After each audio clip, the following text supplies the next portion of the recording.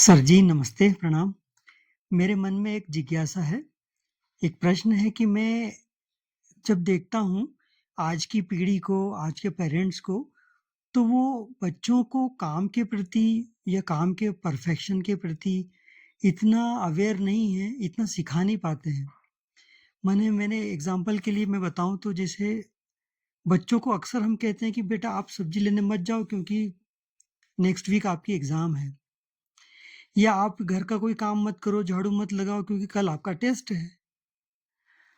इस चक्कर में कई बार बच्चों को हम परफेक्शन या हाथ से काम करना या हाथ के काम को रिस्पेक्ट करना, चाहे अपने पर्सनल काम हो, अपने रूम के हों या अपने घर में किचन के हों, तो हम साफ-सफाई के बारे में हो वो, तो क्या हम बच्चों को इस तरीके से कहीं प्रॉपर लर्निंग दे पा रहे हैं जो व्यावहारिक है, जो डेली रूटीन में काम आता है?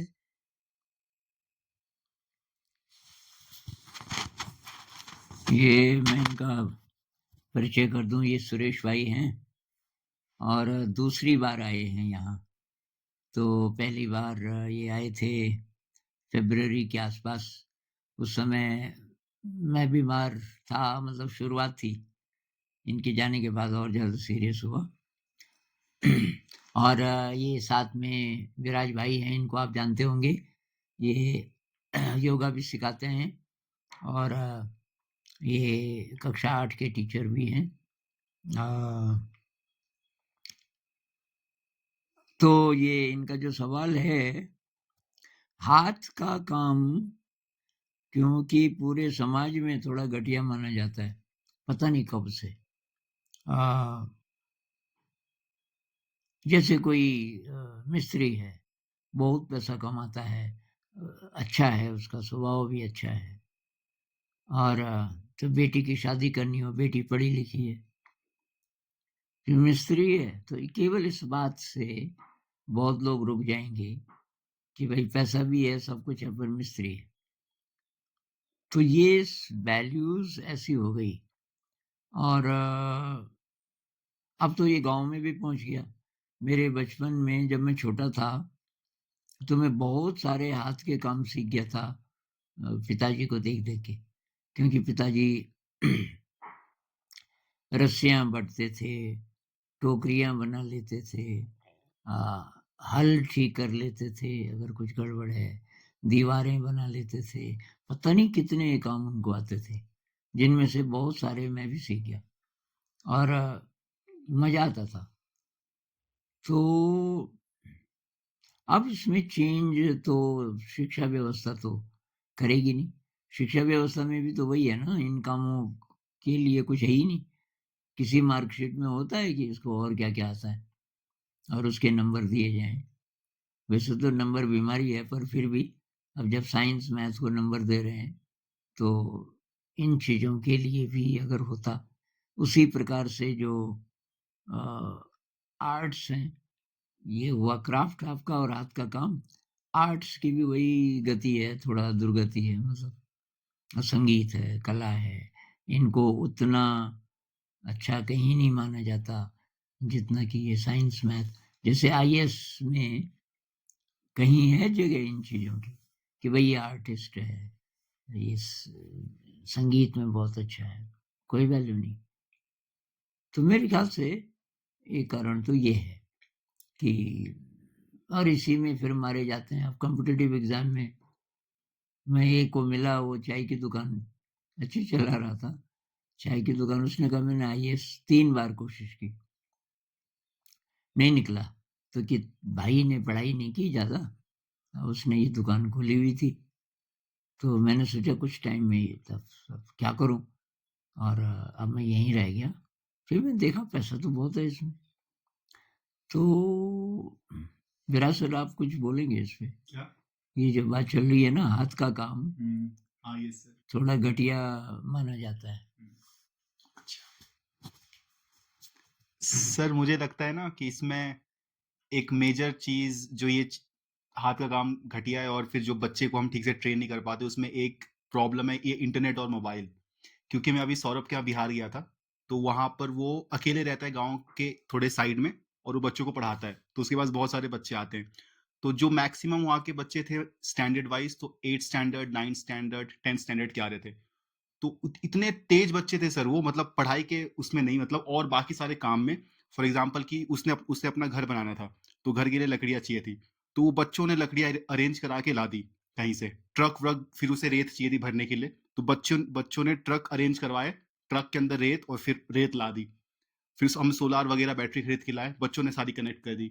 तो मतलब मैं वहाँ के 8वीं के बच्चों को देखा, फिर मैंने यहाँ पे 8वीं के बच्चों को देखा, तो बहुत डिफरेंस लगा मुझे। और इस चीज़ का एक रीज़न था कि जब हम गाँव में घूमने जाते थे बाइक से, तो वहाँ पे सर फ़ोन नहीं था उनके पास। इंटरनेट वहाँ पे बहुत स्लो चलता है। जानबूझ के फॉरेस्ट डिपार्टमेंट वाले लाइट, मतलब फ्रीक्वेंसी कम कर देते हैं, ताकि वहाँ पे चिड़ियों को नुकसान ना पहुँचे ज़्यादा। तो नेट चलता नहीं है, तो सारे फैमिलीज़ साथ में बैठ के आपस में बात कर रहे हैं। मतलब बहुत टाइम बाद देखा है ऐसा। इसके पहले जब मैं गाँव गया था, तो गाँव में ऐसा माहौल है।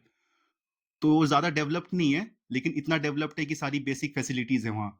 तो फैमिलीज़, मतलब 8-9 लोग साथ में नीचे बैठे ज़मीन पे, रात हो रही है बढ़िया, लाइट-वाइट बहुत कम जल रही है। जो जला रहा है सोलर सोलर है वो, और वो बैठ के सारे बात कर रहे हैं।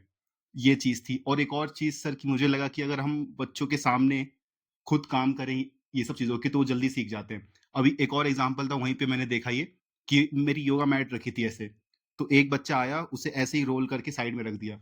फिर अगली बार उसके सामने सर मैंने ठीक से रोल करके बैग के अंदर रख के ज़िप बंद की बैग की, तो नेक्स्ट टाइम फिर वो उसे वैसे रोल करके रखा। तो वो देख के खुद सीख गया, मुझे बोलने की ज़रूरत नहीं पड़ी उसको। तो जब हम खुद अगर काम करते रहे घर का अपने, तो शायद बच्चों पर भी उसका प्रभाव पड़ता है। और ये अगर इंटरनेट और ऐसी चीज़ें, टेक्नोलॉजी हम कम दें उन्हें, इतना दें कि सफिशिएंट रहे, वो सीख जाए सब कुछ। ऐसा ना हो कि कहीं फोमो फेस करना पड़े, कुछ मिसिंग आउट उन्हें लगे, ये सब ना हो। जितनी उन्हें आना चाहिए उससे ज़्यादा ही हम सिखाएँ, और इन सब चीज़ों को थोड़ा अवॉइड करते हुए हम भी फिर काम करें, उनके साथ ज़्यादा टाइम स्पेंड करें। तो ऐसे शायद क्वालिटी लर्निंग और होल लर्निंग बच्चों की हो जानी चाहिए शायद। मुझे अब वो इसमें एक चीज़ है कि टीचर्स क्या कर सकते हैं, तो हमारे यहाँ जैसे स्कूल को साफ करना, मतलब कुछ 2-3 चीज़ों में, क्योंकि बच्चे हर समय तो हमारे साथ हैं नहीं, तो थोड़ा लिमिटेड ये चीज़ हो सकती है। तो सफाई में बच्चे बहुत खुश होते हैं। ये नहीं है कि साफ-सफाई कोई घटिया चीज़ है, क्योंकि टीचर्स पहले, हमारे धीरज सर हैं जो प्रिंसिपल हैं, सबसे आगे सफाई में वो हैं। कई-कई घंटे उनको, शायद उनके लिए मेडिटेशन है वो, तो फिर बच्चे भी सीख जाते हैं। और जो मैं बोल रहा था कि पिताजी से मैं क्या-क्या सीख गया, मतलब मैं पूरा मकान बना सकता हूँ। छोटा मकान तो मैंने बनाया था, क्योंकि अकेला था मैं, लेकिन मेरे साथ 2-3 लोग और हों, तो मैं उनको सारा बता, पत्थर का मकान, ईंट का तो आसान है। पत्थर को कैसे-कैसे काट के, तराश के उसकी दीवारें बनानी है। फिर जो पहाड़ों में अभी भी जो मकान बचे हैं ना, तो छत उसकी पत्थर की होती है, पत्थर की स्लेट्स निकाल के सब्बल लोहे से। लोहे की गर्डर बीच में लगती है, फिर पत्थर की लोहा स्लेट्स। भी नहीं, वो लकड़ी होती है, जी। होती थी उस ज़माने में। तो वो सारा नॉलेज, क्योंकि हम काम करते थे, मेरा जो हमारा जब मकान बना, तो मैं देखता रहता था ये कहाँ, और हर चीज़ में मैंने पार्टिसिपेट किया। मैं 8th में था, फिर 8th की एग्ज़ाम हो गई, फिर छुट्टियाँ थी। उस बीच पत्थर का काम, ये लकड़ी का काम, तो मैं तो भई उसको ज़्यादा रिस्पेक्टेबल मानता हूँ। ये जो हाथ का काम है, तो उसमें पेरेंट्स को पहल करनी होगी। ये घर में जैसे ना नल खराब हो गया, बिजली खराब हो गई, छोटा-मोटा कहीं पे प्लास्टर उखड़ गया, अ, थोड़ा-सा कुछ करना है, ये सीमेंट का, इसका आपका बिजली का, पानी का, इसके अलावा खाना बनाना, कई हैं जिनको खाना बनाना ही नहीं आता। एक तो मेरे लिए कमेंट आया कि हम 2 भाई हैं, और अब कब तक होटल का खाना खाते रहेंगे, क्योंकि मम्मी जो है वो खाना नहीं बनाती।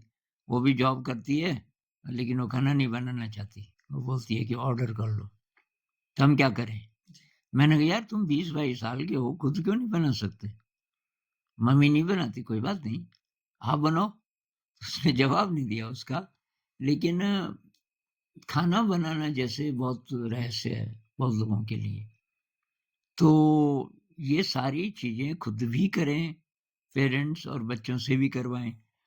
कई घरों में मैं देखता हूँ कि अब काम वाली को बुला दिया कि वो बर्तन साफ करेगी, ये करेगी, जबकि टाइम है, घर में जो सदस्य हैं, वो आसानी से कर सकते हैं। लेकिन अब ये हो गया कि ये घटिया काम है, इससे हाथ खराब होंगे। तो ये वैल्यूज़ हर जगह से, फैमिली से, फिर हमारे एजुकेशन सिस्टम से, फिर समाज में ये जो ऊँच-नीच का बन गया कि भई ये व्हाइट कॉलर जॉब है तो अच्छा है।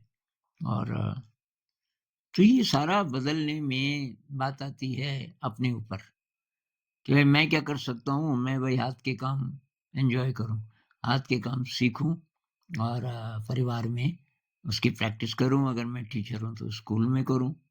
अ, और तब धीरे-धीरे कुछ हो सकता है। जी, इसी से जुड़ा हुआ गुरुजी इसी से जुड़ा हुआ एक और प्रश्न है। मेरी बेटी है और मेरे परिवार में उसी के सेम ऐज के कई सारी बच्चियाँ हैं। उनसे कहा जाए कि भई आपको पूरा खाना बनाना है 4 लोगों का और आप ही को सारा काम करना है, स्टार्टिंग से लेके पूरा क्लीनिंग तक का। तो वो नहीं कर पाते हैं। जबकि मैं पिछली पीढ़ी में जब देखता हूँ, मेरी कज़न सिस्टर्स हैं या मम्मी या उनकी ऐज की जब तो वो 13-14 साल की ऐज में पूरे घर का खाना मान लीजिए बाकी सब लोग खेत पे गए हैं किसी काम से, तो वो सारा के सारा वो सँभाल पाते थे, कंप्लीट कर पाते थे। तो ये फ़र्क मुझे दिखता है। तो ये पीढ़ी दर पीढ़ी क्या हम डेवलप हो रहे हैं, इवॉल्व हो रहे हैं या पीढ़ी दर पीढ़ी हम और भी मानसिक रूप से कहीं दिवालिया या कहीं न कहीं हम कमतर होते जा रहे हैं? अब हम कुछ नहीं करेंगे ना तो जो जो ये फ़ोर्स है कल्चर का, बदलती कल्चर का, बदलते समाज का, ये असर करेगा ही करेगा। जैसे हमने यहाँ कुक नहीं रखा। हमने कहा कुक आएगा तो तब हम फिर और हाथ का काम ये खाना बनाते हैं तो वो भी फिर चला जाएगा। तो यहाँ अब खाना सब टीचर्स बनाते हैं। अभी विराज सर हैं, योगा टीचर हैं, एक अलग मतलब योगा क्लासेस ऑनलाइन स्कूल के बाद भी करते हैं। स्कूल में पढ़ाते हैं और उसके बाद बारी लगी होती है यहाँ, तो खाना बनाते हैं। बर्तन हफ्ते में कई बार बर्तन की तो बारी नहीं होती लेकिन रोज़ ही मेरे ख़्याल से हर एक को रोज़ ही थोड़ा बहुत बर्तन धोने पड़ते हैं। तो ये कम से कम है। फिर थोड़ा-सा खेत का काम करते हैं, तो कुछ-कुछ हम सब्जियाँ उगाते हैं। इस बार ये कद्दू और ये मीठा करेला ये काफ़ी हो रखा है। लौकी ये बहुत सारी है। लौकी होने वाली है, यहाँ ज़रा लेट सीज़न है। तो ये सब भी टीचर्स ही करते हैं। किसी का इंटरेस्ट ज़्यादा है, किसी का कम है। जंगल से लकड़ी लाना, तो अभी हम खरीद सकते हैं लकड़ी तो, लेकिन वो पिकनिक भी है एक प्रकार का। टफ पिकनिक कह लीजिए, पर मज़ा आता है सबको। फिज़िकल एक्सरसाइज़ फिज़िकल एक्सरसाइज़ भी हो जाती है। फिर हम बोलते हैं माइंडफुली, एक और डिमेंशन उसमें ये है कि भाई खाना बनाना है, ये नहीं कि इसको किसी तरीके से निपटा दो। जी। माइंडफुली करना है उसको, पूरी श्रद्धा से, उसी तरह लकड़ी ला रहे हो तो अभी इतनी बात करते हैं हुँ। और आगे ये चर्चा जारी रखेंगे। तो